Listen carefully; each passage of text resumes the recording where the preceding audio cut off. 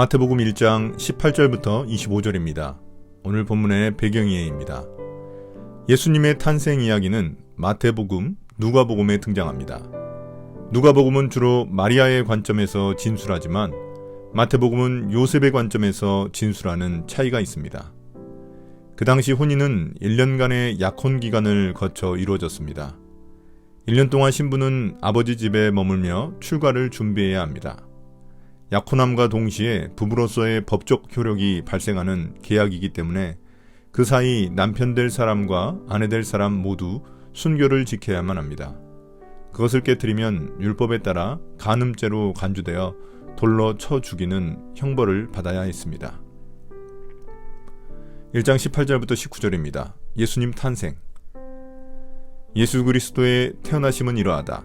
그의 어머니 마리아가 요셉과 약혼하고 나서 같이 살기 전에 마리아가 성령으로 잉태한 사실이 드러났다. 마리아의 남편 요셉은 의로운 사람이라서 약혼자에게 부끄러움을 주지 않으려고 가만히 파혼하려 하였다. 앞서 계보를 소개한 후 이제 예수님의 탄생 과정을 서술하고 있습니다. 요셉과 마리아는 약혼을 한 상태였는데 마리아가 임신한 사실이 드러나고야 말았습니다. 성령으로 잉태했다는 사실을 통해 하나님이 하신 일임을 밝히고 있습니다. 누가복음에 의하면 마리아는 3개월 동안 친척 엘리사벳과 함께 지냈기 때문에 아마 배가 불러와 요셉에게 숨길 수 없었을 것입니다. 이에 의로운 요셉은 마리아가 사람들에게 수치를 당하지 않게 하기 위해 가만히 파혼하려 합니다.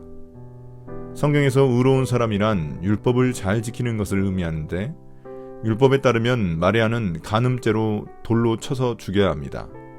그러나 요셉은 마리아를 보호하기 위해 조용히 파혼하려 한 것입니다. 어찌 보면 율법을 어긴 것처럼 보이지만 오히려 율법의 근본 정신인 사랑과 자비를 실천하려 한 것입니다. 1장 20절부터 23절입니다. 요셉의 꿈. 요셉이 이렇게 생각하고 있는데 주님의 천사가 꿈에 그에게 나타나서 말하였다. 다윗의 자손 요셉아, 두려워하지 말고 마리아를 내 아내로 맞아들여라. 그 태중에 있는 아기는 성령으로 말미암은 것이다. 마리아가 아들을 낳을 것이니 너는 그 이름을 예수라고 하여라. 그가 자기 백성을 그들의 죄에서 구원하실 것이다. 이 모든 일이 일어난 것은 주님께서 예언자를 시켜서 이르시기를 보아라, 동정녀가 잉태하여 아들을 낳을 것이니 그의 이름을 임마누엘이라고 할 것이다 하신 말씀을 이루려고 하신 것이다. 임마누엘은 번역하면 하나님이 우리와 함께 계시다는 뜻이다. 요셉이 조용히 파혼하려고 생각하던 때 천사가 그의 꿈에 나타납니다. 천사는 요셉을 다윗의 자손이라고 부르며 그가 다윗의 계보에 있기에 예수님 또한 다윗의 자손임을 암시합니다. 천사는 요셉에게 두려워하지 말고 마리아를 아내로 맞아들이라고 말합니다. 마리아의 임신은 누군가와 간음한 게 아니라 성령으로 잉태한 것이기 때문입니다. 또한 아이의 이름을 예수라고 하라고 지시합니다. 예수라는 이름의 뜻은 자기 백성을 죄에서 구원할 뿐이라는 의미입니다. 또한 이는 이사야 7장 14절 말씀이 성취된 것입니다. 원래 이 말씀은 문맥상 다른 취지의 말씀이지만 이사야서 전체로 볼 때 메시아에 대한 예언의 말씀입니다. 그렇기에 저자인 마태는 이 말씀을 기록하여 예수님이 구약에서 약속된 메시아임을 드러내려는 것입니다.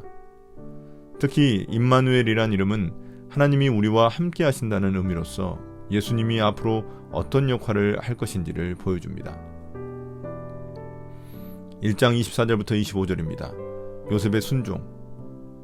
요셉은 잠에서 깨어 일어나서 주님의 천사가 말한 대로 마리아를 아내로 맞아들였다. 그러나 아들을 낳을 때까지는 아내와 잠자리를 같이 하지 않았다. 아들이 태어나니 요셉은 그 이름을 예수라고 하였다.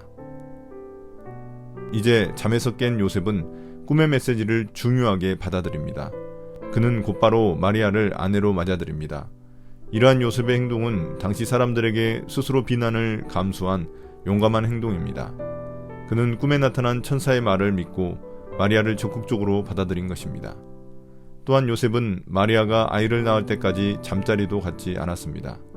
이는 동정녀가 아들을 낳을 것이라는 말씀이 그대로 성취되도록 하기 위한 그의 희생이자 순종을 의미합니다. 오늘의 묵상 포인트입니다. 첫 번째, 하나님은 어떤 분입니까? 하나님은 죄로 물든 인간들을 구원하시기 위해 자신의 아들 예수님을 우리에게 보내주십니다. 이스라엘 백성들이 광야 생활을 할 때 성막에 임하신 것처럼 이제 직접 오셔서 우리와 함께 하십니다. 그것이 임마누엘 예수님의 진정한 목적이십니다. 두 번째, 나에게 주시는 교훈은 무엇입니까? 요셉은 의로운 사람이라 마리아가 겪을 수 있는 수치를 가려주고자 했습니다. 진정으로 의로운 사람이란 남의 허물을 들추고 비난하는 게 아니라 오히려 그것을 가려줄 수 있는 사랑과 자비를 가진 사람입니다. 우리는 어떤 사람입니까? 오늘의 기도입니다. 예수님이 임마누엘로 오셔서 우리에게 사랑과 자비를 실천하신 것처럼, 요셉이 마리아를 위해 준 것처럼 저 또한 남의 수치를 가려줄 수 있는 의로운 사람이 되겠습니다. 예수님 이름으로 기도드립니다. 아멘.